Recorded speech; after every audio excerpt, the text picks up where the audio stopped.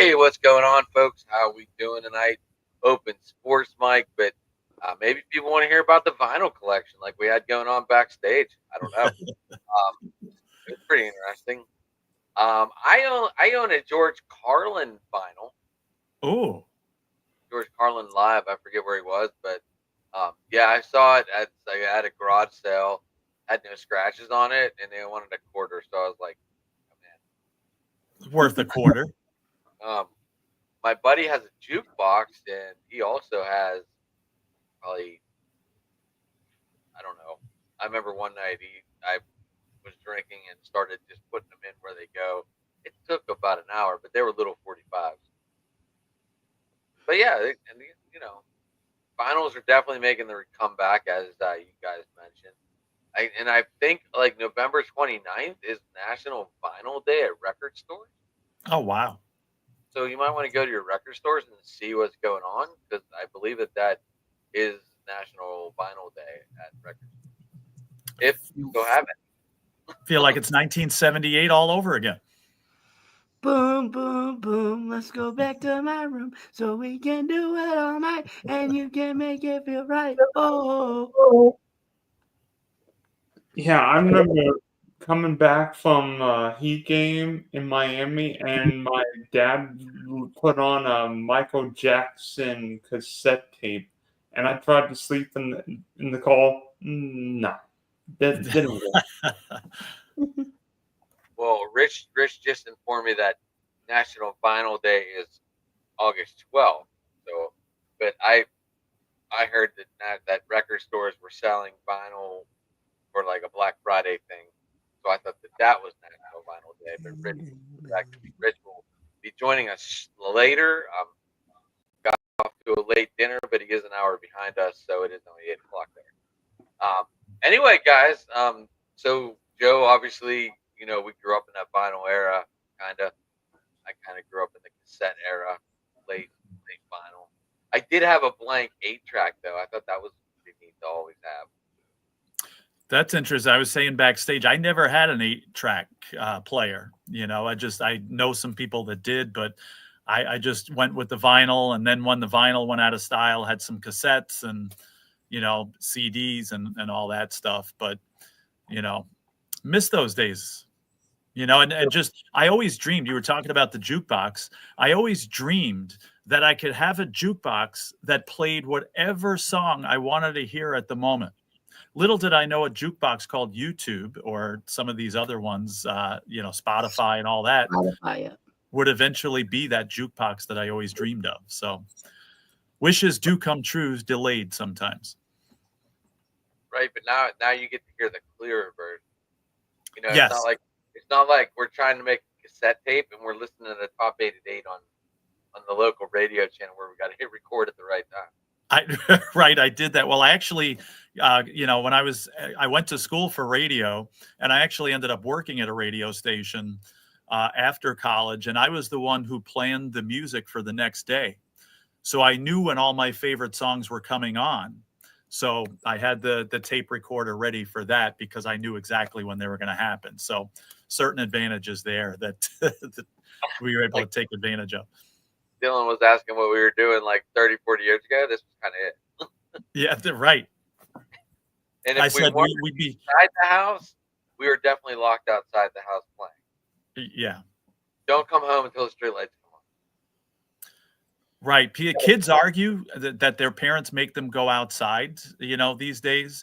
I would argue with my parents, if they ever dared tell me I couldn't go outside, that's where the argument happened. So things have changed. Definitely. Dylan, you brought up this conversation backstage. How many vinyls do you have, or were you just looking for a conversation? I mean, I don't really have records, but I mean, like, I guess you would say those old cassette tapes would be like what all variation would be. I mean, my folks always says that I would play a Hootie and the Blowfish song, Let 'Em Cry, and I'm like, some of those songs are like, I can do. I only want to be with you. I don't know. All right. So Jamie, you got your pitcher with Rookie of the Year. Did you feel he deserved it? Did you feel that it could have went to Wells? That it could have went to the Baltimore guy, Colts? I can never say it. Kelso. Oh, Yeah, I wasn't surprised. I mean, he even pitched well in the postseason in the World Series. I mean, he's got a 90. He's a flamethrower, man. He throws a 99-mile-an-hour fastball, mixes in a changeup, but he's a flamethrower, man. He deserved. He was the AL version of Paul Skeens. Which congratulations to Paul Skeens winning NL Rookie of the Year. I felt he deserved it. Obviously, we're waiting to see about the Cy Young. There's a lot of other good. You never know. You never know. 11-3, 190 ERA. Up against some good guys, though, man. Up against Sale and who's the other front? Zach Wheeler. Yeah, Wheeler in there. Up against some good front runners. I guess we find out what Friday night is that the Cy Young? Tomorrow. Okay. I thought those two deserved it too. Skeens. I think Skeens' only competition was that guy from San Diego, who I'm blanking on his name right now. Jackson Merrill. Okay, but I think the right guy got it. All right. I'll tell you what. I actually know Chris Sale very well. I interviewed him for my campus newspaper back in the day. I know him. So if and when he wins the Cy Young, the first guy from my school, FGCU, to win a Cy Young this year, and it's about time. All right. Any word on what's going on in Tropicana? Are they going to have this thing fixed anytime soon, or where are they going to play ball? They're going to play at Steinbruner Field, but go ahead, Dylan. The Rays are going to play at Steinbruner Field, and potentially Tampa's new stadium's not ready by 28 because of the Hurricane Milton effect. Yeah, they're debating on that, aren't they? They're trying to debate, do they even fix up Tropicana Field, because they got the new stadium plan there coming in, what you say, 28, I think? I guess so. Still some debate on what you do in the meantime. I mean, they're definitely playing at Steinbrenner Field for 25, but you still got some time in there that they're going to have to make a decision. They actually might sell out at Steinbruner more than they would have at Tropicana. Yeah, I mean, it's already partly torn down. You might as well just tear the rest down. Right. Because obviously they can't play ball in there. There's no drainage system, from what I've heard. Mm-hmm. So it's just an open field right now, and with no drainage and Milton ripping through there, it's probably not in the best of shape right now. Right. So I mean, I work something out with these spring training crews and see if you can play it out, or maybe even. We talked about Tampa moving, so Charlotte's still got their minor league field there that does hold a decent bit of crowd. It looks like a nice stadium too, from what I saw. I've never been there, obviously, but I did see it. It looks like a nice stadium. Yeah, you got that. You got Orlando, perhaps, that maybe has a bigger stadium. I don't know if you could turn that football stadium into baseball.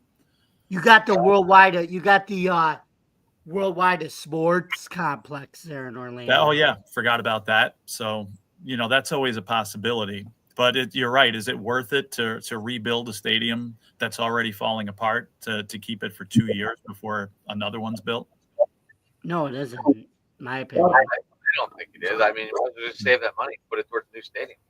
There you go. I agree with both of you. I think the same thing.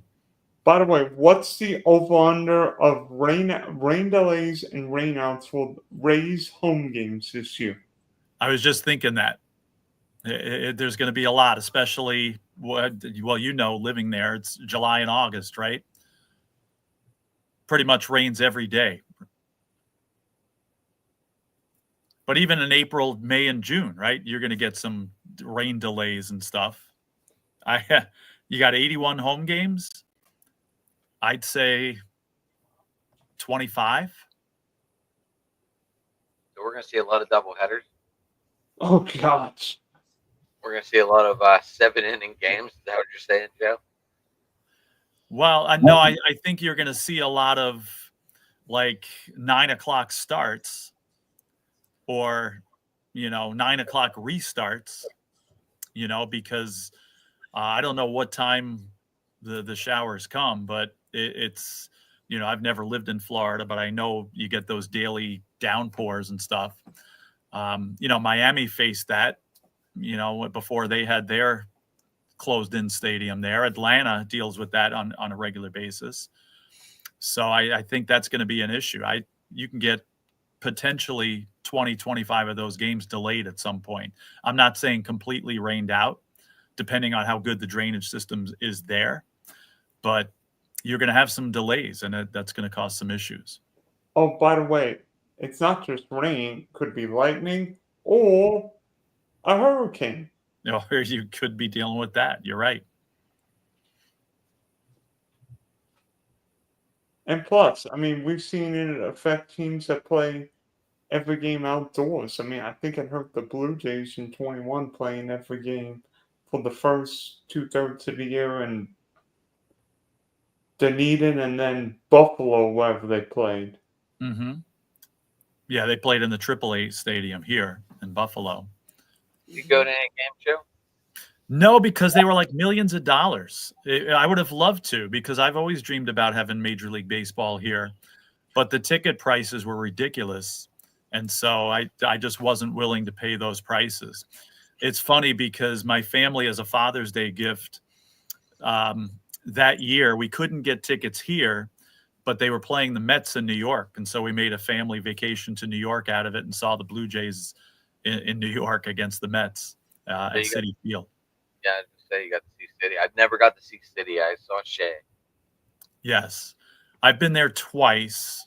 I went once in 19 and then once in 21, for that game there. But what are the odds? Like I said, at Steinbrenner Field, you see more sellouts now there than you would at Tropicana Field with the Rays playing there. What's the capacity? What's the capacity at Steinbrenner? Hmm? Anybody know the capacity that it's going to be for Major League? 15,000. Because the Rays 16,000, you said? 11,000. At the top, that's about what they were averaging, right? They didn't get much more than that. 11,000. 11,026. All right, that's a little less than what they were getting, but still, you're right. I think they sell out most of the time there. When the Yankees are there for a 3-game set, it's going to be mayhem. Mm-hmm. Because, that's the Yankees' home field, Yeah. Training, yeah. I think is that in Lakeland, right? It's in Tampa. It's across from Raymond James Stadium. What is the Steinbrenner Field. Steinbrenner Field? What's up, Rich? Yeah.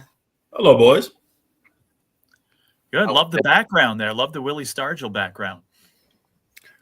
Yeah, threw that one up there last night, right after before I threw this one up. Oh, there you go. There you go. That's appropriate.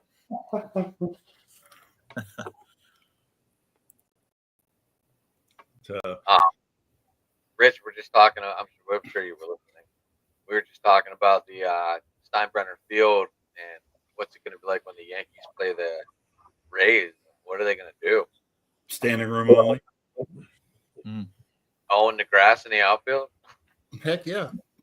They've got a berm out there, kind of like the not to the degree of like the Little League World Series, but they've got a berm in the outfield at that stadium that they could just sell some general admission or SROs and sell a crap load of them for $10 a piece or something. It's a good idea. Because they could probably put 4,000 or 5,000 people on that berm in the outfield. And we were talking about, Rich, they could, at a lower capacity, they could, with Tampa, depending on how good they are, they could actually sell out there. And then than they ever were at Tropicana. Oh yeah, because I think they averaged this past season like 13,000 a game. So And this, I mean, would they?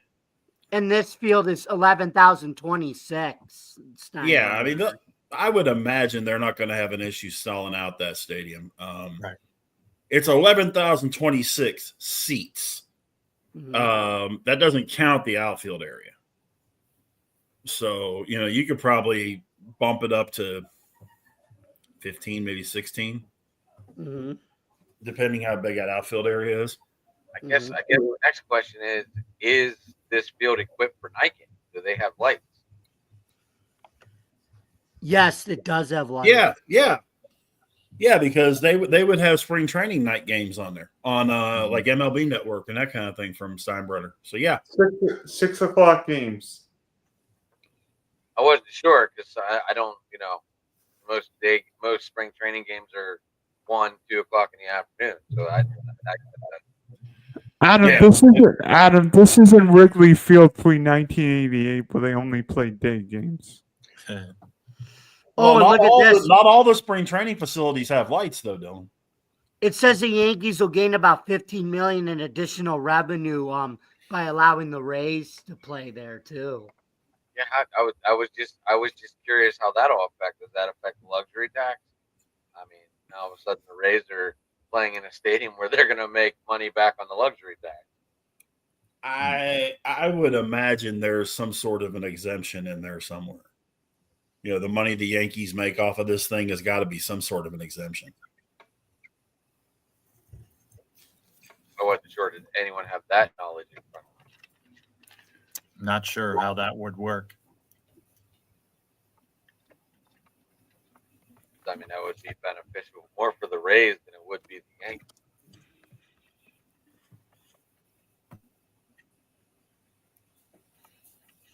I'm sure that's something they're still working on to get all the I's dotted and T's crossed as far as the logistics of all that.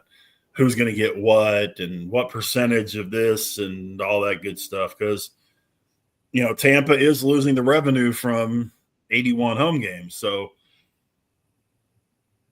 and I'll be willing to bet you, to be perfectly honest, they probably come close to losing money on home games. Because that's a big expense to turn the lights on the stadium and, all the concessions and all the employees and all that kind of stuff. I mean, I would be willing to bet they probably lose money on home games.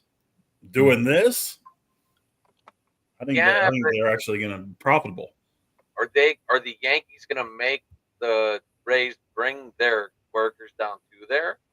Or because if this is going to be the same amount of people at the Rays at a home game. Yeah.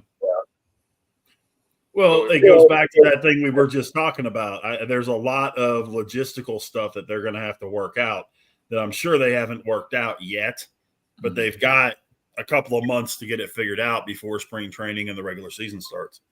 Because you do have staff that the Yankees employ there at Steinbrenner. So, and I'm sure they're going to want to give those people a chance and say, hey, or do you want to work during the regular season?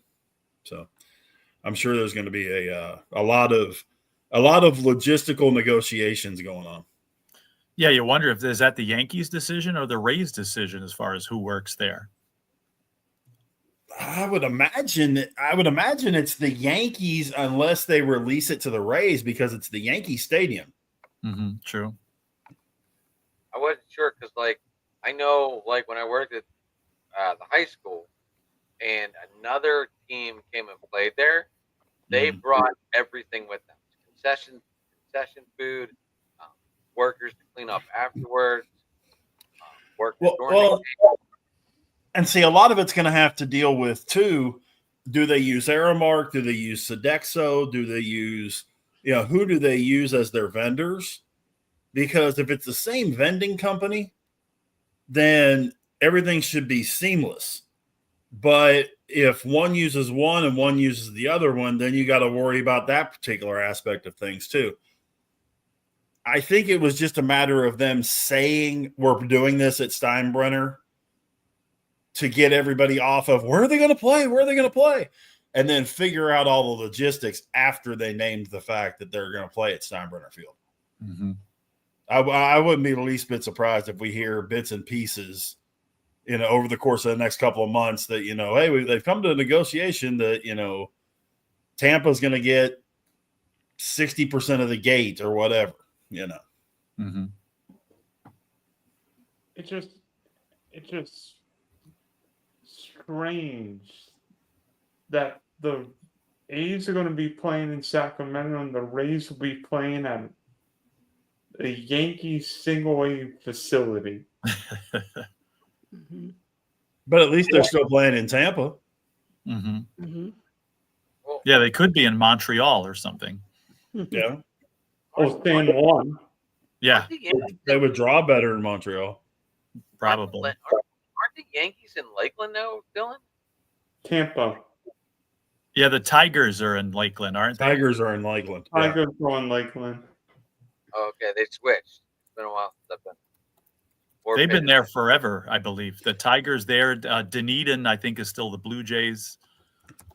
Yep. Bradenton's Pittsburgh. Mm-hmm. I can tell you all the spring training homes in Florida.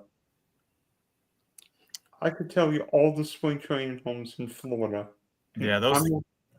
Speaking of The baseball, is go ahead, Dylan. Go ahead, bro. The Red Sox and Twins are in Fort Myers. The Braves are in Norfolk. Tampa's in Port Charlotte. Baltimore is in Sarasota. Pirates are in Bradenton. Yankees, Tampa. Phillies, Clearwater. Blue Jays, Dunedin. Nationals and Astros are in Palm Beach. The Marlins and Cardinals are in Jupiter. The Mets are in Port St. Lucie. Detroit's Lakeland.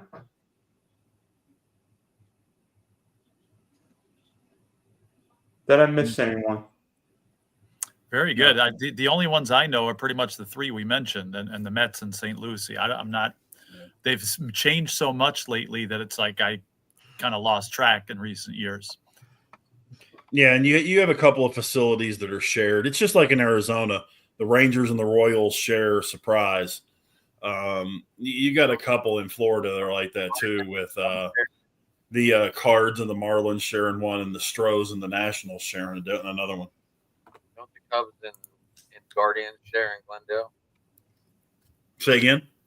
I thought the Guardians and Cubs shared in Glendale. Cubs are in Mesa, and the Guardians are in. They're a little bit above Glendale. They share with the Reds in Goodyear? Phoenix. In Phoenix. Don't the Rockies and Dodgers share a Riverback? White Sox and Dodgers. Okay, White Sox and Dodgers. Yeah, Milwaukee has their own. The A's D-back. have their own, and the Giants have their own. The Cubs have their own, and the Angels have their own. But then KC and Texas share, Arizona, Colorado share, Seattle, San Diego share, and Cincinnati, Cleveland share. All right, well, we're on baseball, kids. Who's making the Hall? We're down to what? 12. This is going to be an interesting topic. I'm going to let you guys go first. I don't have a clue. I haven't followed much baseball lately, just because I got some of my favorite sports going on. But I'd be interested to hear too. All right, go. Got Carlos Gonzalez, got Curtis Granderson, Felix Hernandez, Adam Jones, Ian Kinsler, Russell Martin, Brian McCann, Dustin Bedoya, Hanley Ramirez, Fernando Rodney, CC, Isra, Troy, and Zubris. I believe we will have 3 Hall of Famers this year. Ichiro is going to get in the Hall of Fame. He should be the second unanimous Hall of Famer. CC Sabathia will be a Hall of Famer, And then I think Billy Wagner will get that 10th year boost and be the third Hall of Fame in this class. All right. Out of those you mentioned, the only shoe-in I would say would be Ichiro. Yep. How many get in? 3 or 4? It's you have to get 75% of the vote. It's not like the NFL, thank God, where you have 7 guys that go in every year, which is watered down the Hall of Fame to no end in football. Rich, you wanted to go last. Yeah. Jamie, what do you think? Ichiro and CC Sabathia, those are my 2. Oh, you're stuck with your Yankees. Do what? He's stuck with his Yankees. Yeah. That's it. I got to go Ichiro for sure, and that was one of the names that just stuck out like a sore thumb to me for sure. King Felix was good too. I like Felix. I guess CC too because I don't know why CC just feels right. I mean, I want to give Russell Martin because he hit that home run off Cueto after he dropped the ball, but one moment doesn't get you in the Hall of Fame. Right, Rich? Very true. That is true. Tell you what, that was the loud. That game might have been the loudest environment I've ever heard for an outdoor baseball game. Where? In Pittsburgh. Yep. Drop that ball, dude. If Bob Nutting would open his pocketbook, this stadium would be packed every night, just like that stadium. Bless you. Thank you. Just like that stadium across the street, when you put good shit on the field, people show up. Mm-hmm. Yeah. Well, but even when the Steelers had trash on the field, they still packed the house. It's just a different mentality with the Steelers. So now that you guys have done your thing, huh? Rich, were they still putting 52 in there a game? That's what Three Rivers held, or did they have the aprons up? No, I mean, when they were throwing Bubby Brister and them guys out there, they were still packing the joint out. It's like the Bills. The Bills sold out all the time during the 17-year drought. Same thing. Huh. Okay, Rich, go ahead. Ichiro's a no-brainer. If he and I do agree, he should be unanimous, but there's probably 20 guys that should have been unanimous that weren't until we got the first one. How the heck will Henry Aaron Willie Mays not unanimous? I have no idea. How was Babe Ruth not unanimous? Well, that's an I mean, like I say, there's 25 of them that I don't understand how they weren't unanimous. Using my logic, using the logic, do what? Honest Wagner wasn't unanimous? No. But he was Mariano was the first unanimous. But Honest Wagner was on the opening ballot, right? He was. Yeah. He was not unanimously voted in. Nope. Yeah, it's crazy. There was no unanimous Hall of Famers until Mariano. Wow. Which I will never understand.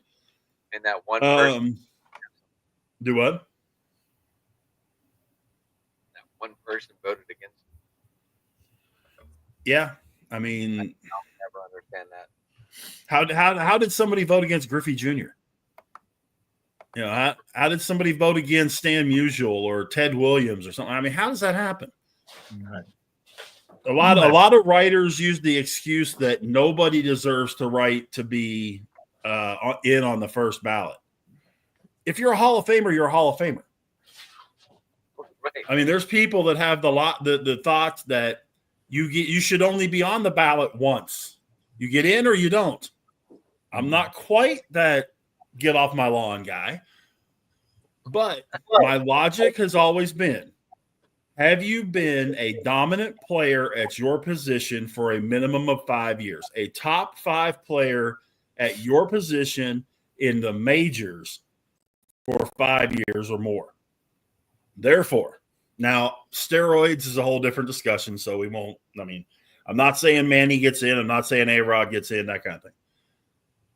Andrew Jones should and better get in. Ichiro, of course. King Felix, Adam, I agree with you 1,000%. And CC Sabathia. And I'm going to put a fifth name out there simply because he was that dominant for that big of a period of time, and that's Billy Wagner. Mm-hmm. For a probably 5, 6, 7 year stretch, you couldn't touch Billy Wagner. And I honestly think Wagner's going to have, if he doesn't get in, he's going to be damn close. Well, I got a funny feeling we have 5 get in this year. I think we have 5 get in this year. Well, Wagner was 5 votes short last year, and this is 10th and final year on the ballot. Right. But I mean, he should have never had to wait this long. Really, neither should have Andrew Jones. Andrew Jones is the best fielding center fielder in the last 30 years and also hit 400 bombs. Honestly, Andrew Jones is a hard one for me because peak-wise, Andrew Jones was really good, but he fell off a cliff. Okay, but and again, I'm using my personal logic on this. For a 5-year, 5, 6, 7 year period, he was far and away a top 5 center fielder in Major League Baseball. He was closer to first than he was fifth. And I don't, he may have dropped off. Everybody drops off. Ichiro dropped off. The last few years of Ichiro's career, he hit 240, 250. But yeah, there's no excuse for Andrew Jones to not be in there. CC, I think a lot of his is consistency, and a lot of it's also the sturdiness, the reliability. And again, he was a top 5 pitcher for a very long time. So, I honestly think there should be 5 out of this bunch that goes in. Okay. All right. So, next topic, boys. Got it. Well, wait a minute. Nobody circles the wagons like the Buffalo Bills against the Kansas City Chiefs in the regular season. Mm-hmm. You just said the key word there, regular season. Oh, Jeremy, do we have to talk about our game 52-6? Oh, for sure we do, buddy. I just posted the article.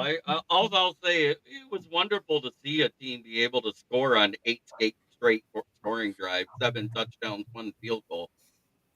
Correct me if I'm wrong. The Lions scored more times than Jacksonville had first downs. Oh, gosh. Jacksonville was 2 of 10 on third downs and 1 of 4 on fourth downs because they were just trying to get back in the game in the second half. Well, it's that juggernaut Mac Jones you had behind center in Jackson. Oh, I mean, we're talking about the guy that I said was the most pro-ready coming out of college, but the problem is he had to walk down the Willy Wonka hallway where the floor rises and the ceiling lowers. Yeah, I was not a Mac Jones guy in college. I wasn't a Mac Jones guy coming out, so wasn't a surprise when I saw him fall flat on his face. Rookie year, and that was about it. But what really ruined him is the fact that they made the Lions head coach that failed there to develop Polaroid film, let alone a player be his offensive play caller. I mean, the 2021 quarterback class will always be known as the 4-letter word that starts with S and ends with T. Because Soft? Soft? No. I think he meant B and ends with T, as in bus. That wasn't the best class. Let's be perfectly honest. That really wasn't the best class. I mean, Zach Wilson bombed. Trey Lance bombed. Justin Fields is on his second team. Mac Jones on his second team. Should be And I'll starting tell you again, right by now, the Trevor way. Lawrence is disappointing me. But I predicted a 48-17 score on Friday on my show, and that was before we knew Tank Bigsby was out. At game, because he was a game time decision. As soon as I saw that Tank Bigsby was out, I said, "Wow, I way overestimated." And that was at 11 Yeah, but a.m. luckily now, Jeremy, Jacksonville's got a ton of cap space, so they can get rid of their coach and start improving. Well, that next has nothing to year. do with cap space. Cap space has nothing to do with the coaches. That's a separate salary pool that they're in. Mhm. Well, So yeah, I mean, you realistically, know who I think will be their coach because he's good friends with Khan, the owner of the Jags. He's been in contact with them constantly, but never could go there. But he's a free agent, semi-retired, and talking on a podcast. Well, Chris oh, Jericho? hell no, we're not getting Chris Bill Jericho? Belichick. Bill Belichick.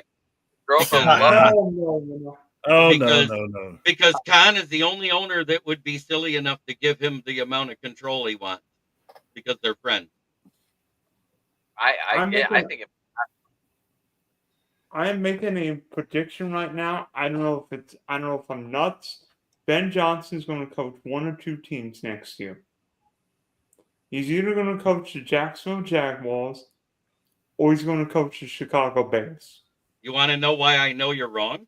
He actually did an interview with Shefty less than 3 weeks ago. Did you listen to the interview at all? No. I really don't want to be a head coach. My wife and kids love it here in Detroit. I love being an offensive coordinator. It would take an astronomical amount for me to leave to be a head coach, and I better be going to a great organization that also has a great roster. I could see Detroit losing Aaron Glenn before they lose Ben Johnson. I That's- think Aaron Glenn is that's gone. Aaron Glenn, 100%. I think Ben Johnson's going to be a head coach. Literally the day after the Detroit season ends, Ben Johnson will be a head coach or room to be a head coach somewhere. Well, so you're just going to ignore what he said about his life and how he doesn't want to be a head coach, and it's going to take a great organization and a great roster, which means it'll either be somebody like San Francisco, LA. It's going to be somebody that has a roster and a great the organization. The that's Rams the might be only looking though. But he makes $12 million a year as an offensive coordinator. He's the highest paid offensive coordinator in the league. So to get him out of there, you're going to have to pay him because he turned down $14 million from Washington already. The thing I would hate to see, and it fits, and the guys were even talking about it on the radio today. It does fit, but if Aaron Glenn goes to Dallas, no. That defense is going to become a monster. Maybe, yeah. But he's not going to have – the big difference in that is he's not going to have the kind of ability to put input into the players that DeMeco Ryans does in Houston. It's not that DeMeco Ryans has the final say-so, but he has say-so. He can at least put his input into things. He's one of the ones – that has, that was big into getting Jalen Petrie and guys like that. I watched Jalen Petrie play for 4 years at Baylor. I knew he was going to be an NFL guy. Aaron Glenn's not going to be allowed to be involved in that process. We all know this. It'll be but Jerry the Cowboys and have Steven. $20 million in cap space to work with too. No, But let me tell you the thing is, coaching Aaron has Glenn nothing to do won't with that. get to spend it. Aaron Glenn won't get to spend it. Jerry and Steven will spend it. Right. Jerry My Jones que- is the GM, and the other guy manages the contract, and that's his son, My- grandson, whoever. no one's Yeah. seen Coach Prime going to Dallas. Oh, I wouldn't be surprised. I said that last week when you and I were talking, that I wouldn't be the least bit surprised if Dion ends up in Dallas. If here's something that I read the other day. It made sense. Believe it or not, it actually made sense. Work with me on this one. Oh boy. The Cowboys are probably going to be somewhere in the neighborhood of 5 to 7 in the draft. Safe to say? Mm-hmm. Yes. They draft Shedeur Sanders. To be the heir apparent to Dak.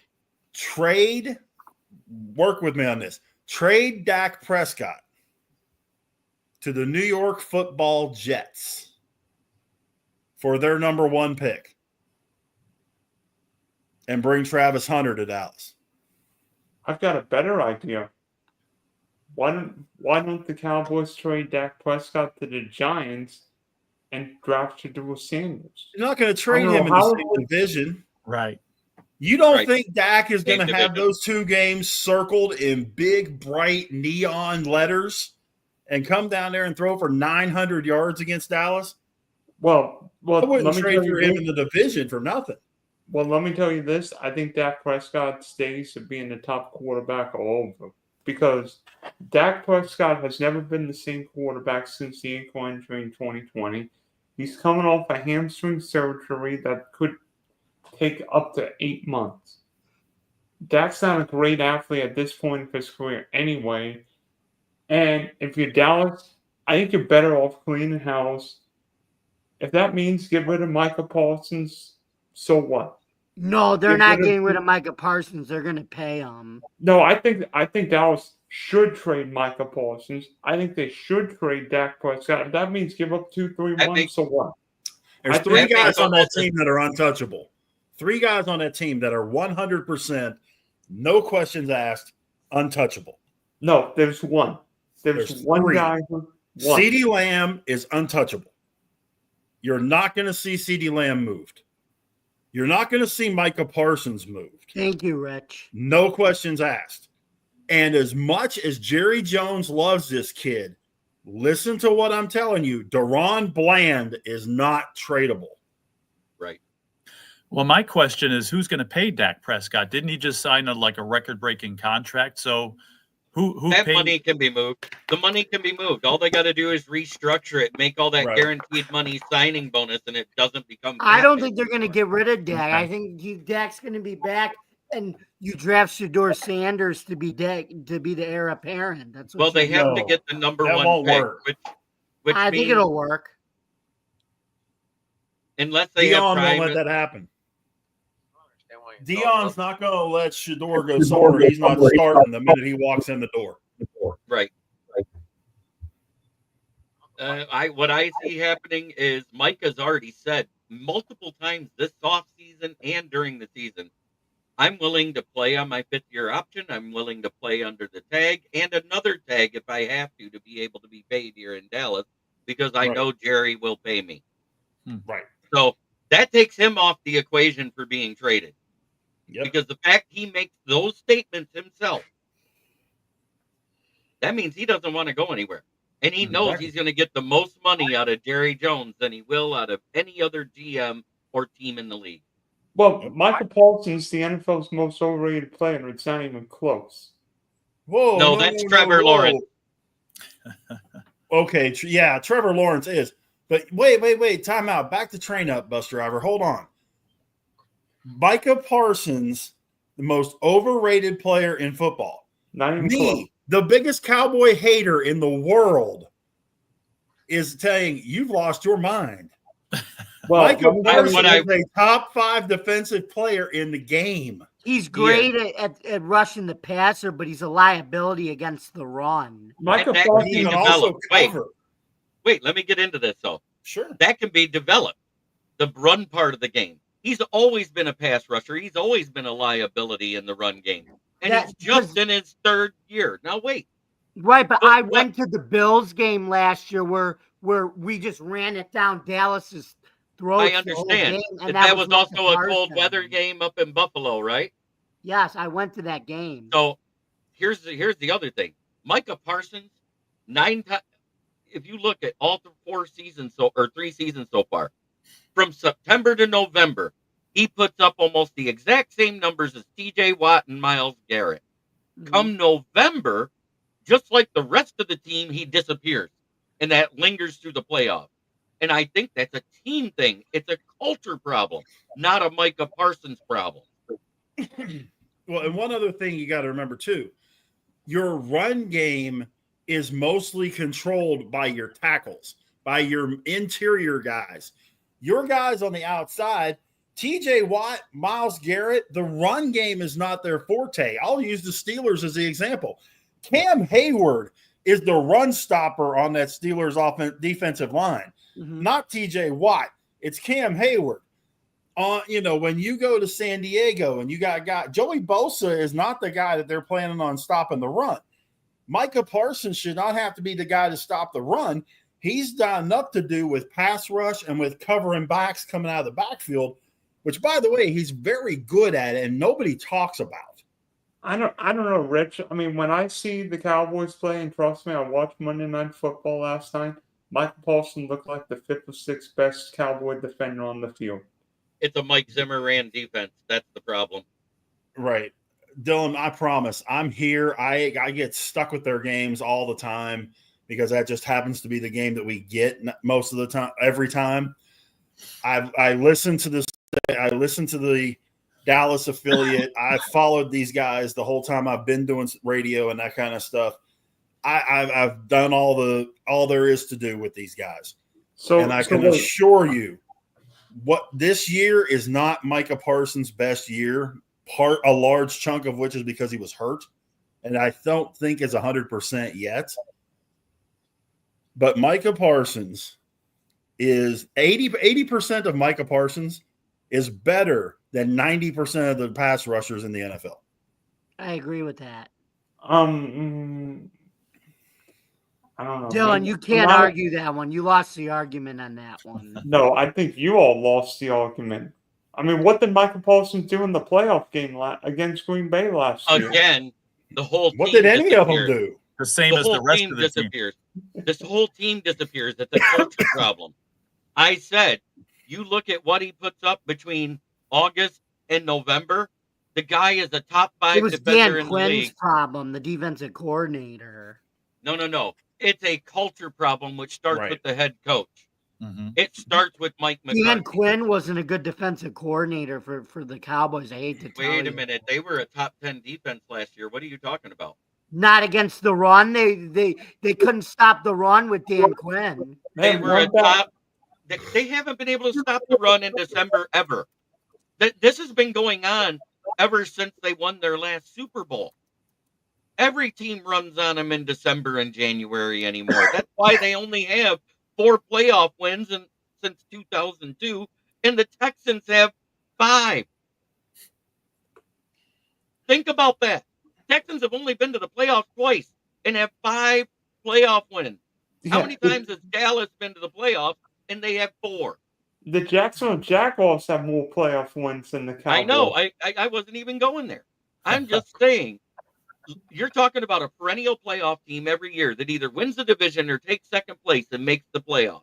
They get bounced in the wild card or the divisional round every damn time. Yeah. They beat Philly once and lost. That's They why beat they're the gonna. Cardinals once.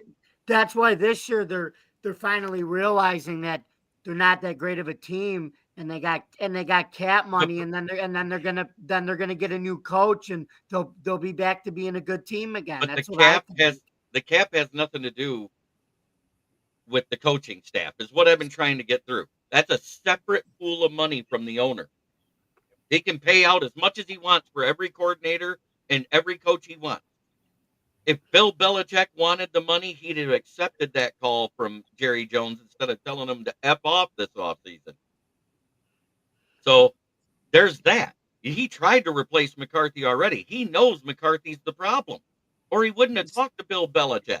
I would argue Jerry Jones is the problem, but that's neither here nor there. Well, no, Jerry Jones is the problem, but the other part of it too is there is no running game with that team at all. Rico Dowdle is serviceable at best.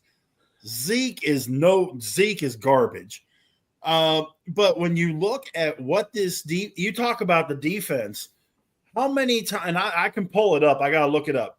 How many times have the Cowboys gone 3 and out consecutively? 72% of the time they go 3 and out in the game. So Okay, so the if your defense offense- doesn't even Right, defense the doesn't even have a offense- chance to get a drink of water, and they're back out on the field. Right. And you expect a tired defense. Think about it, Jags. You just went through this. Yeah. We were on the field 72% of the game. Our offense. Your defense got gassed. They couldn't stop a cold in the second half. Oh, by the way, get this on Thursday. On Thanksgiving, we have Tommy DeVito and Cooper Rush.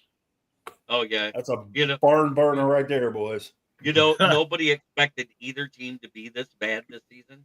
I expected them to be mediocre, both teams, and both of them are bad.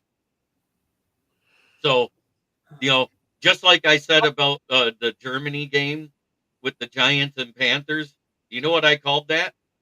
I said the punishment for the Holocaust is what Germany got when they scheduled that game.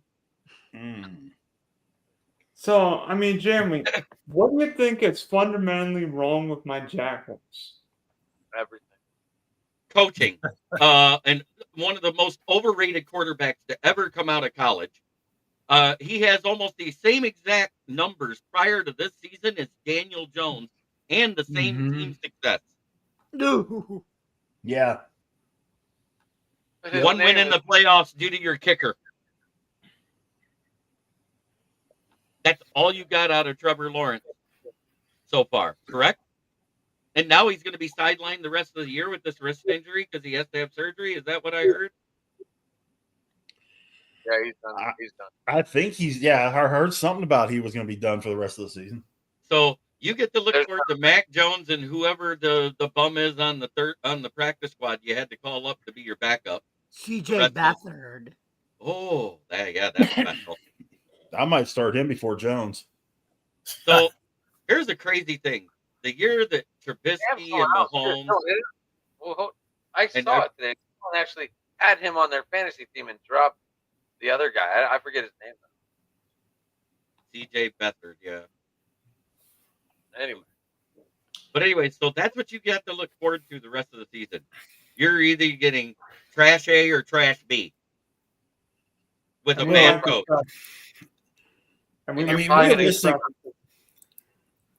Realistically, guys, I think that we can honestly say with full argument that we're going to see a lot of bad football between now and the end of the season because the Jets are trash, the Patriots are trash, the Browns are trash, Jacksonville and Tennessee are trash, the Raiders are trash, the Giants are garbage, Carolina's almost garbage. So, I mean, that's about a third of the league right there that is completely worthless. Might as well toss in Chicago because I got an interesting factoid for you. Caleb Williams sucks. No. There's not. Wait a minute. Breaking news. Wait a minute. As long as they have a bad O-line, I could care less if they had Tom Brady. They were going to suck as a QB. But anyway, Caleb had a good game. He had a good game this past week. Though. But the O-line actually did better protecting. They only got 1 sack on him this week. Did you guys realize this? But you're also talking about a team that blitzes the least out of any team in the league. They have the lowest blitz rate in the league for the Packers. Why? Because they changed their scheme and everybody's still learning what they can do in it. Mm-hmm. And it's totally different. They went from a 3-4 to a 4-3. You're talking about a big Smith was available. Right. That's why Preston Smith was available to the Steelers. And everybody says, oh, you guys could have got Preston Smith for a 7th from the Packers. I said, do you think they were honestly going to send a pass rusher to help Detroit for a 7th round pick in the division? You bumped your damn head. They traded him to Pittsburgh to spite us. Because otherwise we would have traded for him to have him with Zadarius Smith. People don't understand one very important thing when it comes to trading, especially in the NFL. Rule number 1. Do not trade within the division. Mm-hmm. Rule number 2. If you think about trading within the division, see rule number 1. Yeah. The only time you trade within the division is during the draft with draft picks and not players. That's it. And we've seen that lots of times. And 9 times out of 10, the team that gets the better players They must have borrowed Joe Dumars of the Pistons trade talisman, like when he got Rasheed Wallace, that lulled them into taking that late second round pick to get him. That trade talisman's being passed around Detroit. It's in Brad Holmes' hands now, because look at what we did to Minnesota and Green Bay in the trades for draft picks. Brian Branch is now considered the second best rated safety in the league.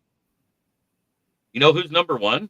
Oh, yeah, he's on the Lions roster, too. It's Kirby Joseph, the guy that leads the league in interceptions right now with 7. I must say, Detroit right now looks like the best team in the league. And Jared Goff's thrown for 80-something yards in the game. He's thrown for 5 picks. Oh, yeah, he threw for like 400-something yards. I think he only threw for 412 and 4 touchdowns against you. He wanted to shut all those haters up that were saying he was a civilian. Yeah, Nick Wright, I'm calling you out. Well, Oh, by the way, how about the Buffalo Bills handing Kansas City its first loss since Christmas Day last year? It's fantastic. They finally exposed them. You know what else got exposed? The home cooking of the refs this year. This is the first game where Chiefs had more penalties than the opposing team. but So, Buffalo still has to do it in the playoffs. This Yeah, is it 4 doesn't- years in a row that you guys have beat them in the regular season. You got to beat them in the Yeah, playoffs. you can't have Josh Allen suffer from PMSD in the playoffs. That's Patrick Mahomes' stress disorder. Yeah, which every team in the NFL suffers from. And again, we're going to savor this victory here. Certainly going Amen. to enjoy it. But you guys are 1,000% right. We've been saying it all week too. This is great, but if it doesn't happen in January, it doesn't matter. And the chances of it happening, I still got to believe it to see it, or see it to believe it. Amen. So, But in order to see it, you got to have a little bit of faith. well, of course. Everybody has to have that faith. And you know what? And more than likely, it's going to come down as the 1 and 2 seed with the Bills and the Chiefs at the top in the AFC. So you won't even see each other till the AFC Championship. That's what'll happen. Yeah. But at the same time, Lamar has to get over his postseason woes, because in the postseason so far, he has 7 wins and 8 losses. Adam, don't you just love how we're just flying under the radar here?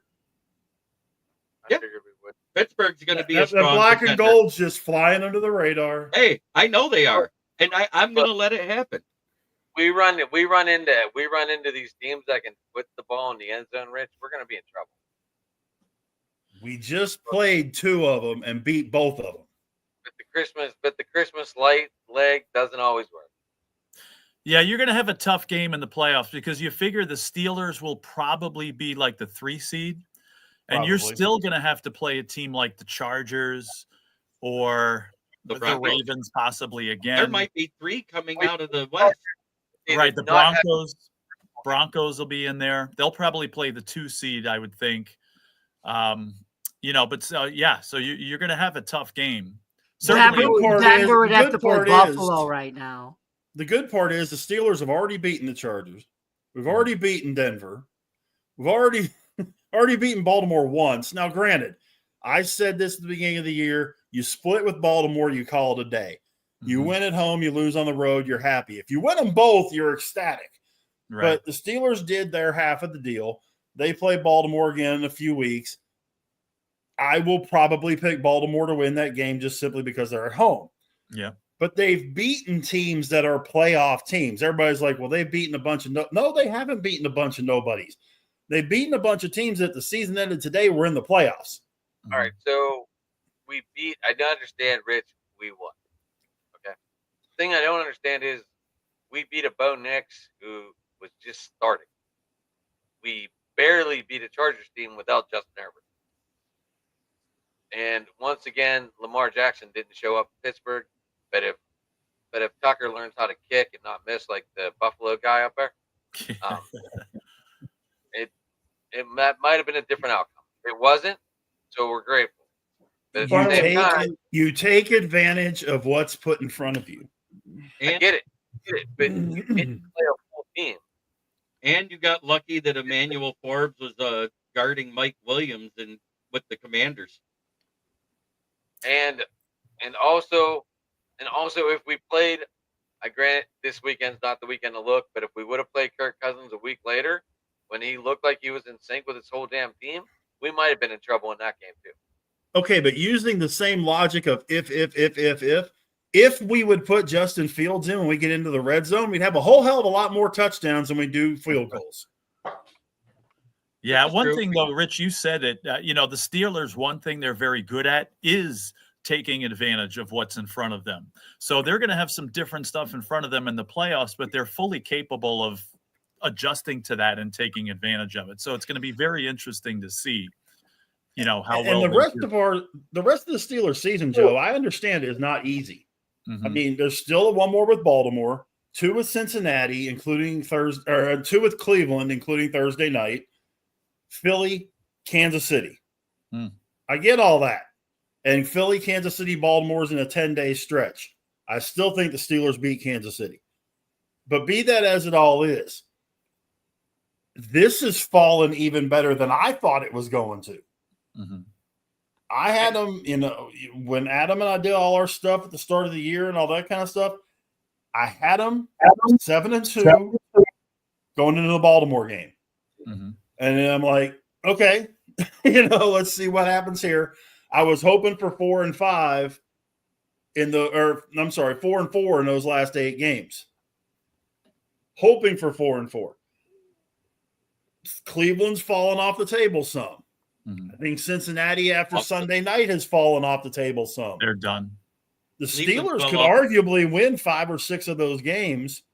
And if they are sitting there at 12 or 13 wins, and Kansas City or Buffalo slides a little bit, mm-hmm. the Steelers could even be a 2 seed. Right. The 2 seed is still up for grabs. But at the same time, here for the Lions, we got our little gauntlet coming up. We go to Indy, which I don't know if anybody's going to pick Indy to beat Detroit because their defense is nowhere near as good as what ours is playing in the red zone. And they also don't do good on third down. So that does not bode well. If you're not good at a third down percentage on offense, and we got one of the best third down defenses in the NFL, you're going to struggle. And we are the number 1 red zone defense still. So you should hammer Indy. Right. The only thing we struggle with, what's that? Is Aiden Hutchinson on a path to be back sooner than later? It's looking that way. He's been walking in a pool lately for his rehab. I saw the video, and a lot of nurses are like, how's he doing this already? Right. And also, he was on crutches instead of in a wheelchair at the game this past Sunday. And that's huge. For him to already be on crutches, that means that he's in a walking cast because they wouldn't let him, if his bone was anywhere not near healed, he would not be in a walking cast yet. Right.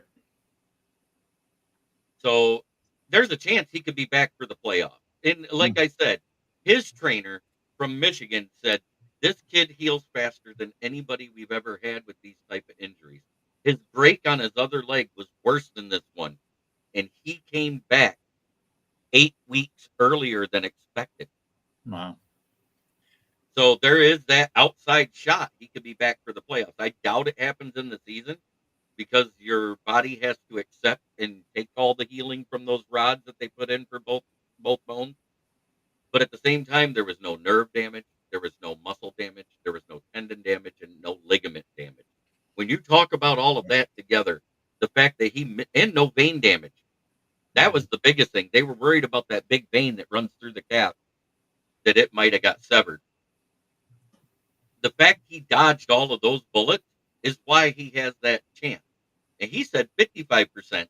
And I think that percentage has increased because of how quick he's already walking in a pool. Now, a pool is low impact. It does reduce your weight by 40%. That's huge when you're talking about a 265-pound guy. So I take the walking in the pool as, all right, he's progressing good and ahead of schedule. But I don't want us to rush him back.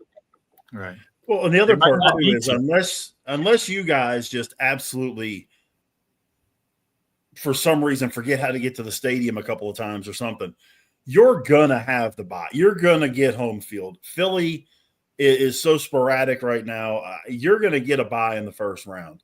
So that would even be more beneficial to give an extra week for Hutchinson to not be, looking at having to come back for a wild card round and come back in that divisional round. I said if he's going to be activated or put into his 21-day activation window, it'll probably happen week 18 if he's in that point of the rehab, and they'll use that extra week to see how he does with his push-offs, get-offs, and stuff like that with the trainers in the off week if we have the number 1 seed. And I've always said if. I still say if. You know why? I'm a Lions fan. I'm used to being let down. I'm not going to lie. I've been around this team for 46 years as a fan. The last 3 or 4 as a writer and a podcaster. But at the same time,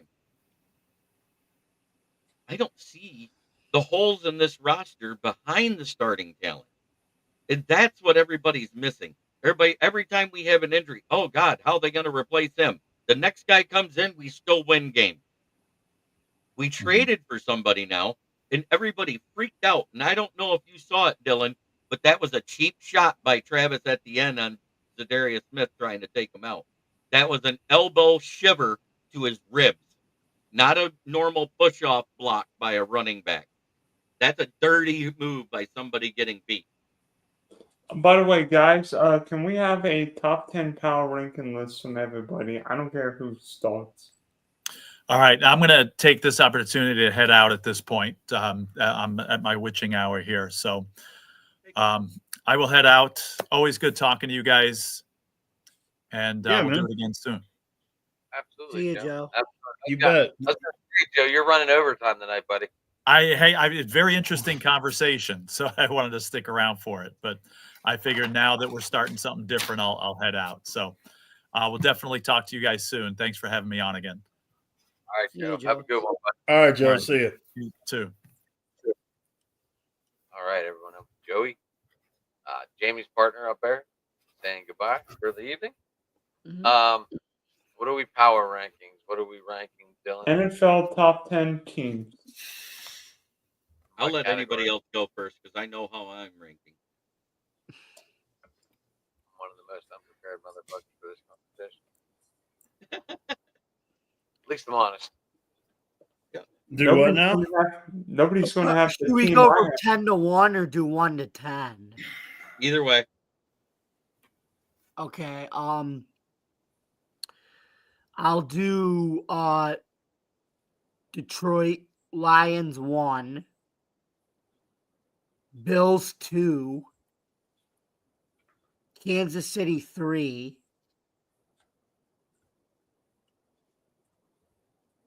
let's see. Let's see here. This is interesting. Here's Boswell's 4. Oh yeah, Maybe- remind me. I got a Boswell thing whenever we finish this. Maybe I'll say Philadelphia 4, Commanders 5th, Green Bay 6. Let's see who else. Denver 7. Did I say? I number 7. Denver. Chargers 8. Oh, shoot. That was the one I'm on. Steelers 9. Man, And I guess Ravens 10. all right. anybody else? Myself, I have the Packers at 10. The Falcons, you got to put in your top 10 because they're a division leader right now. Even though they're flailing miserably, they are a division leader. Your top 8 should be division leaders. You're in your top 10, there should be all the division leaders. I agree with that statement. Then you'd have to put the Cardinals just above them because they've had one less loss. Then you go into the teams that are there in the back end, which would be like your Packers, then your Vikings. Then you would go to probably, I can't say the Commanders. Then you got Philly at 8-2. They're not performing to what we thought they were because they're very inconsistent. They barely beat a few bad teams, and you don't know what to expect out of them. Now you start to get into the meat of it. You throw in the Texans. Then you throw in the Ravens. Then you throw in the Chargers. Now you get to the top 5, right? Your top 5, you're going to go Steelers, Chiefs, 9-2. You're looking at over there, the Bills. I'm throwing the Steelers up there, and then it's the Lions on top. That's where I'm at. Is it a bad list to you guys? No, sounds No. good to me. No, I mean it's there's a lot of very similar parts to what mine is. I don't know if you guys want me to go or you want to wait. Sure. Go ahead. Yeah, let's hear it. I've got Atlanta at 10, Chargers at 9, Washington at 8, Philly at 7, Houston at 6, Baltimore at 5, Pittsburgh at 4, KC at 3, Buffalo at 2, and Detroit at 1. Now it's up to you two.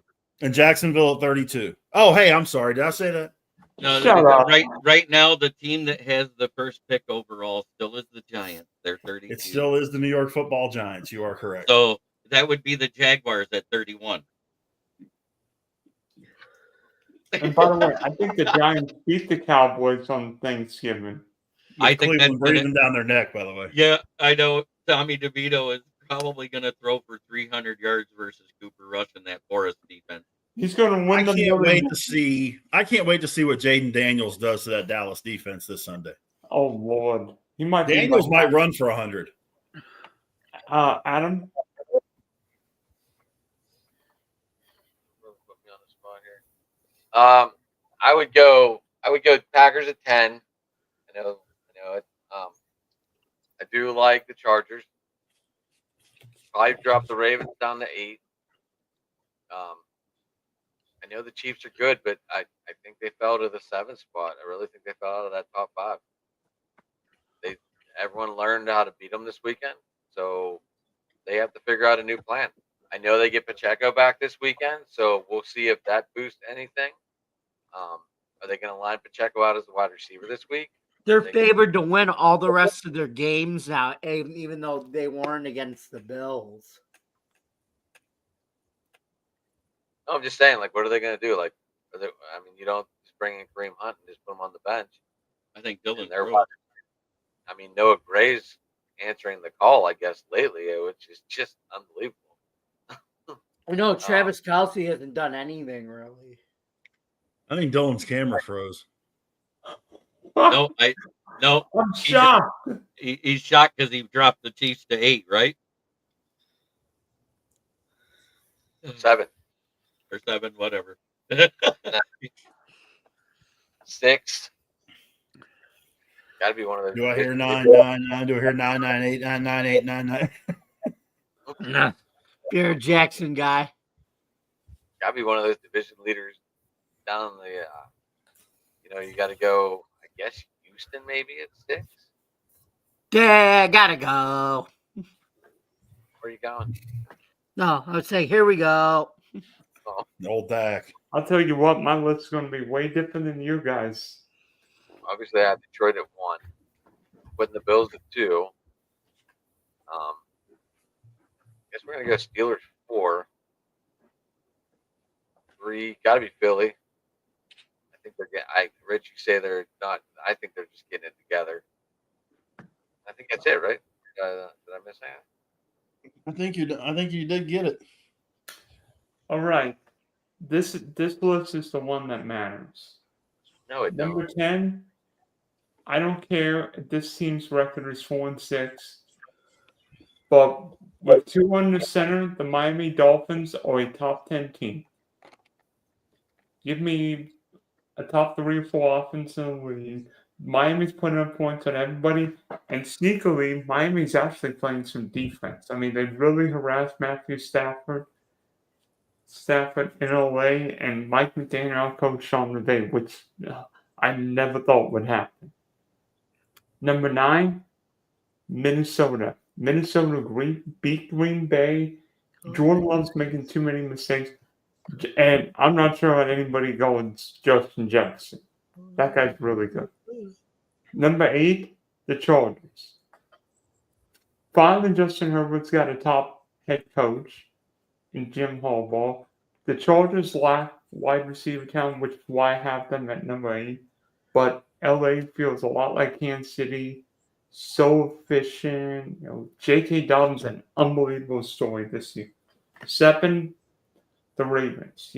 Other than Pittsburgh, Lamar Jackson has figured out everybody. But Baltimore's defense concerns me.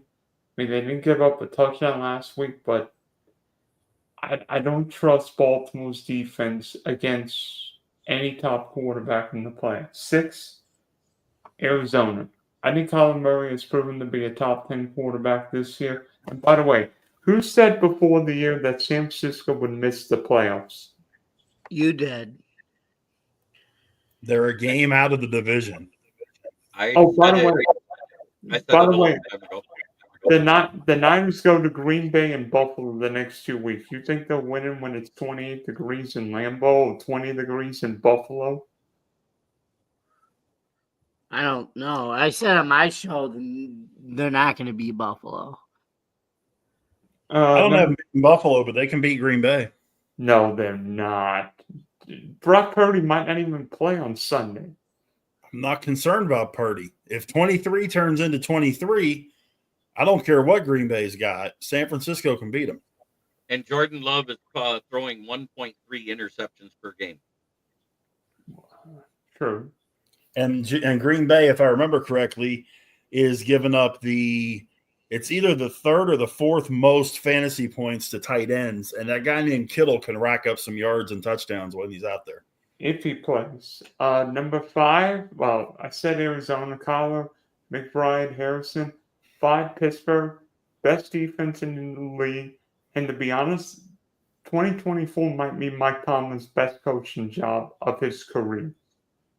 As Adam spontaneously combusts in the next window.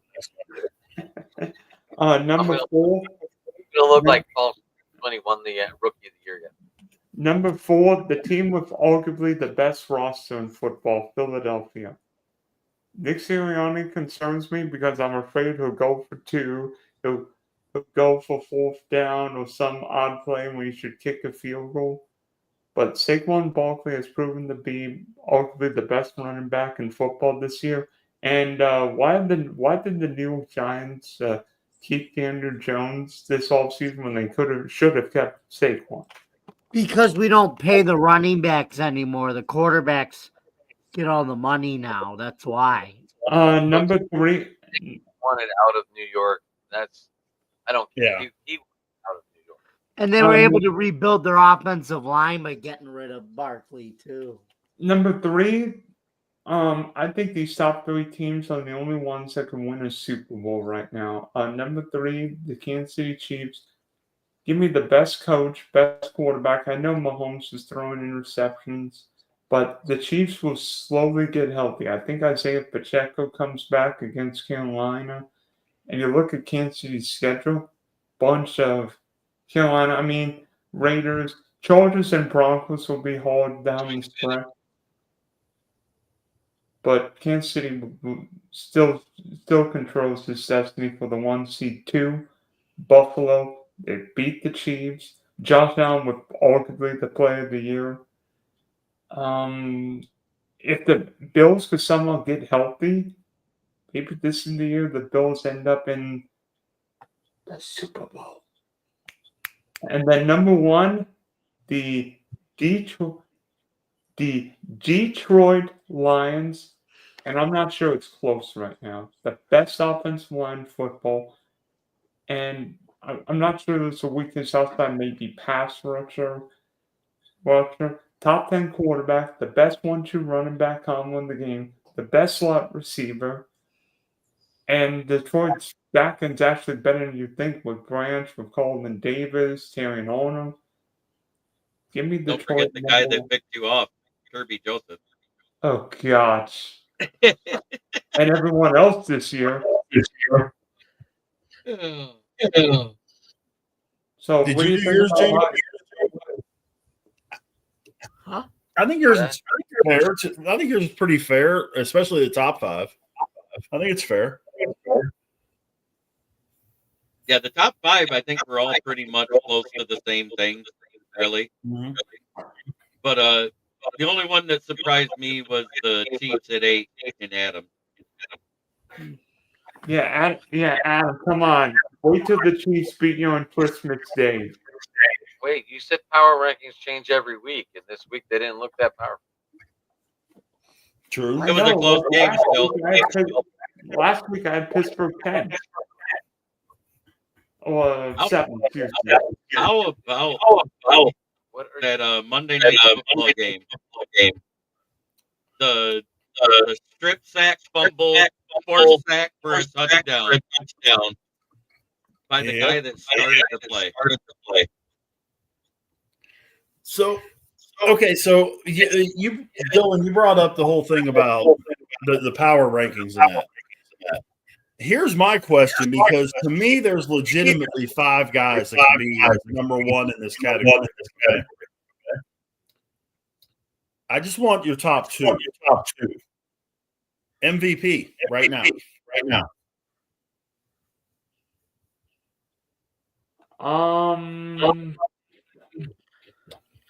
Number 1, Josh Allen. Number 2, Saquon. Adam? Number 3. Oh, where's the top 2? I think you gotta put, I don't know, 8 straight touchdowns to the wide receiver. Say that again? Yeah, I think you got to put Armar St. Brown in there just because he has 8 touchdowns in 8 straight games. I think that's pretty damn impressive.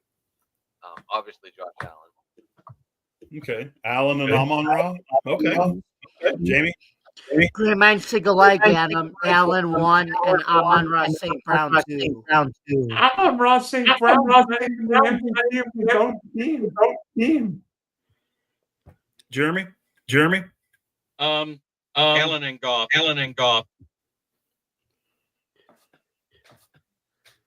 I mean, St. Brown wouldn't be anything though without Goff, but that's pretty impressive. The 8 straight touchdowns. Well, and see, I'm going the same way Dylan did with Allen and Saquon. But Goff is my 3. So. Now, I was just curious where everybody was thinking MVP race right now. I think it's funny. We all picked one from each division. As the 1, 2. But you notice there was a name that nobody mentioned. Nobody mentioned Patrick Mahomes. Or Lamar. Yeah. The losses that were on those quarterbacks makes the mistakes more prominent.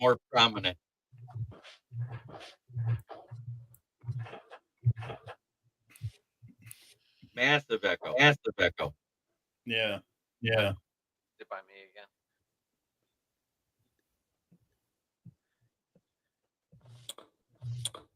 How about now? Yeah, it's still. Is it me? By the way, did you guys fire Joe Douglas today? I didn't even understand. I didn't either. The Jets fired GM Joe Douglas. That was the best part of my afternoon. I got to break it There, at 12 p.m. you know who really fired Joe Douglas? Aaron Rodgers, right?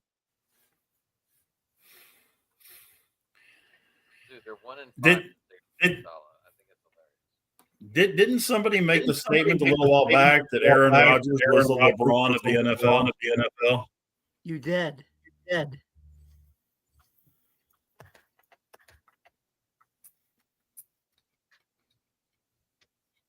Bad part is, I mean, LeBron's at least playing well.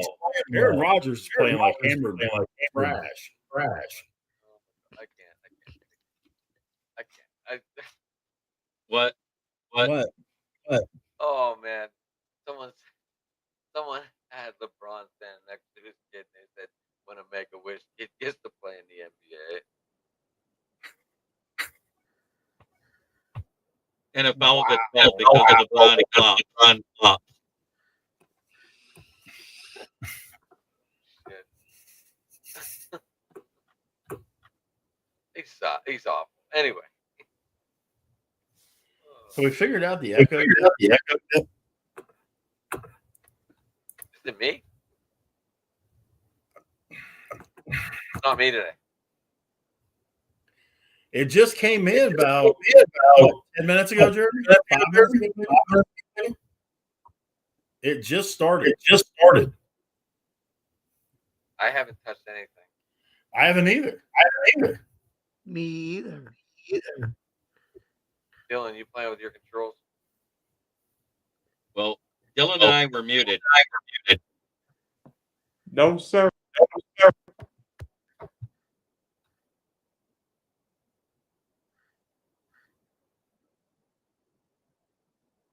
Hey, so James, what's going on, buddy?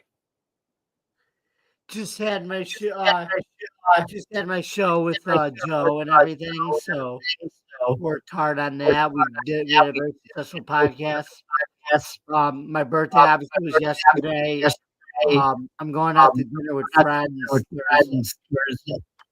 The echo's coming from James.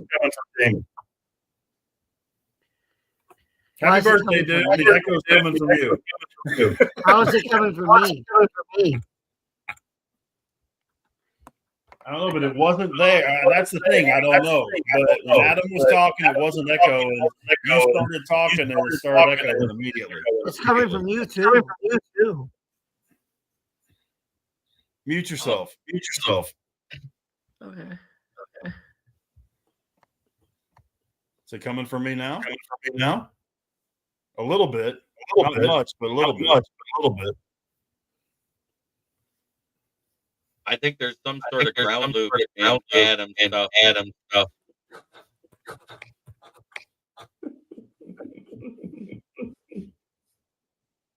Hey guys, I have a question. Oh, fudge. I'm thinking about getting an accounting or finance and going back to school. What would you recommend? On what? What are you buying? I'm thinking about getting either an accounting or finance degree. What would you recommend? I don't. The know. echo made it so I understand it. I think Dylan said he was getting back into school and either going into business or investment. Is that what you were That could be- saying, Dylan? Yeah, I think you gotta go to I think you gotta go to business where they teach you how to invest.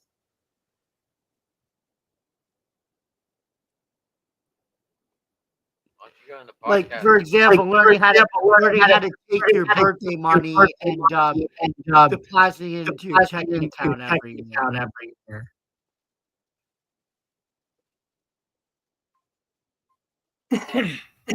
Or your paycheck, or your PayPal account, putting that into your account. Everybody listening, we're not professionals at this advice, so don't take it wrong. Yeah, but definitely not your broken. It's just really weird that it started just a little bit ago. Adam, do me a favor. Try to mute your mic. Let's see. No echo. No echo. Dylan. Yo, Dylan. Yes, ma'am. All right now. Wait, how did the echo It go? ain't that far from Texas to Florida, brother. How did the echo go It's away? coming from Adam. Adam muted his mic, so therefore it's not picking up the sound loop. Oh. Yeah.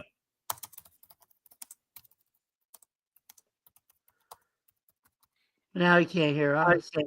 I'm So he texting can him. hear us. Texting him. He just can't say anything. There Now it is. the echo's bad. Yeah, as soon as he took himself off of mute, it came back. It's all There's your a comment. fault, Adam. Wait. It always It's all comes the back way when Joe leaves.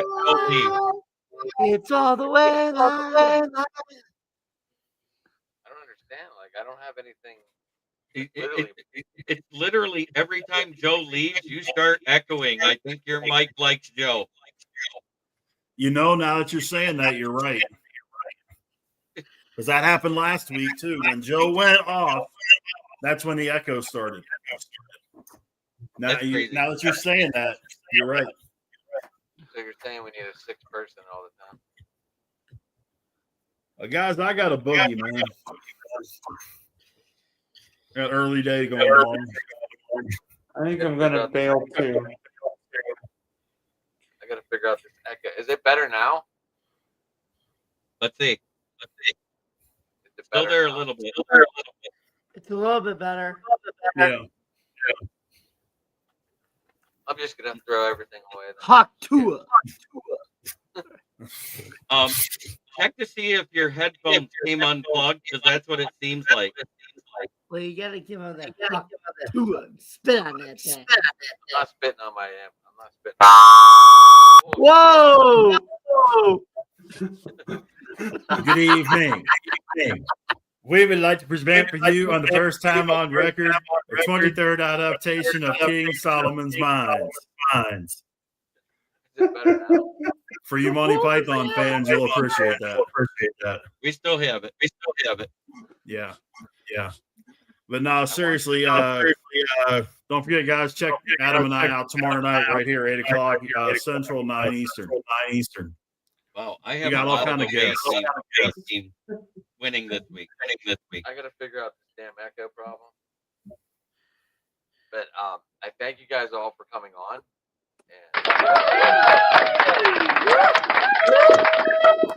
Studio audience appreciates it. Real quick. I always wanted to say my stat for you. Go ahead. In 2013, 2019, and 2024, we have heard a coach say the same sentence about a missed field goal at the end of a game. In 2013, it was Mark Trestman. In 2019, it was Matt Nagy. And in 2024, it was Matt Eberflus. The reason why they went for a 40-yard plus field goal to win a game with time on the clock on an early down. All three of them said the same exact words. They were stacking the box against the run. So we let the clock run down, and called a timeout for the field goal. Verbatim, all three coaches said the same thing. Crazy. Woo! Well, do it again next Tuesday, guys. Just everyone, As long as Dylan just sent me the link. I'll pop in. I do that show with my publisher, and it has a former special teams coach, John Bonamigo. It has Mel Farr Jr. So that's a good show to be on. absolutely. Yeah, Jeremy, I couldn't find you on my Twitter, and I was like, where the hell is he? So that's why I had Dylan send the link, because I'm like, I can't. Perfect. And Dylan, Well, at Smoking Jeremy B. Is the echo gone now that Dylan's gone? No. It's a little better. It's coming from you, bro. Better. I'm gonna break it. I'm kidding. It just needs figured out. But yeah, Jeremy, if you would just Twitter message me real quick so I can have your link. That way I can send it to you. Yep. Yep. Rich, like we said, we got a show tomorrow. Looks like we're going to get a Brown Steeler preview for Thursday night. That's our show tomorrow on Driving to the Top Productions on YouTube. Jamie, go ahead. How people get you, buddy? Okay, you can follow me, yours at Bills Chat 1, the Bills Mafia Chat, and also Jamie Malloy, the unbiased journalist, Hashtags on X, and also at thefootball.com, where I write about all sports. Don't forget to subscribe to our YouTube channel, like, comment, ring the bell for notifications. For more content on Driving to the Top Productions, please visit our YouTube, Twitch stream, Facebook stream, X stream, wherever you consume your podcast. Thank you very much for listening, guys. And don't forget to please subscribe, as always, to Driving to the Top. Rich, how people get you, boss? Twitter, X, whatever we're calling it this week. It's Go Big, Go Home Pod. Go Big, Go Home Pod. Or on Facebook, just my name, Rich Richardson. And hit me up if you think our opinions are good, bad, indifferent. Let's talk about it. Just love getting into the discussions, get people's opinions. It's what I do for a living. So I just gave you a follow, Big Red. Appreciate it, sir. I just posted my article tonight before I came on the show. That's what took me a minute. I literally named it.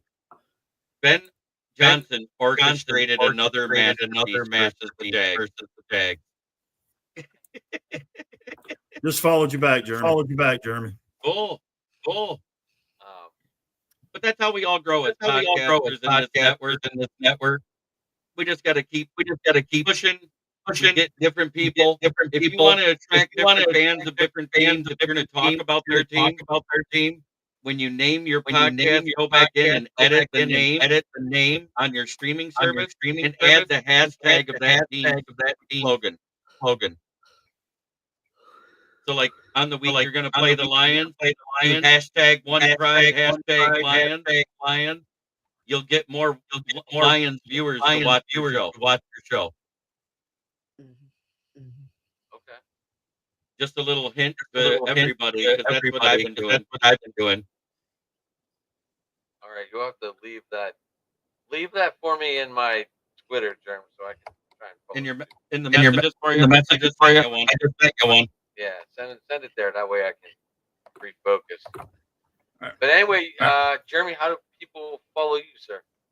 Well, I write for the South Florida Tribune, which owns the Motor City Tribune. So I do my line writing via email. You can find me on my channel with the kneecap biting with the Motor City Lions. I go live every day of the week. Damn. Okay. All right. I didn't know you were that. Everydayer. Oh yeah.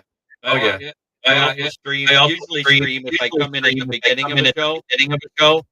I'll stream it to my audience as well. Nice. You're welcome to tag whatever you've got to do. Yep. I don't stop anybody from growing, but that's the part of being a podcaster. You gotta let people bring their channels, and that way you get more exposure. They get more exposure, and that's how it usually happens. You can find me at Driving to the Top Productions on, like Jamie said, on YouTube. Hit that like, subscribe button. To the people listening right now, you guys are always more than welcome to leave comments, and we'll share them with people. And Driving to the Top at Sports Talk and get on Twitter. And yeah, so everybody, have a good night, guys. I'm gonna try and figure out this damn echo, but I can't do it right now. Fantastic.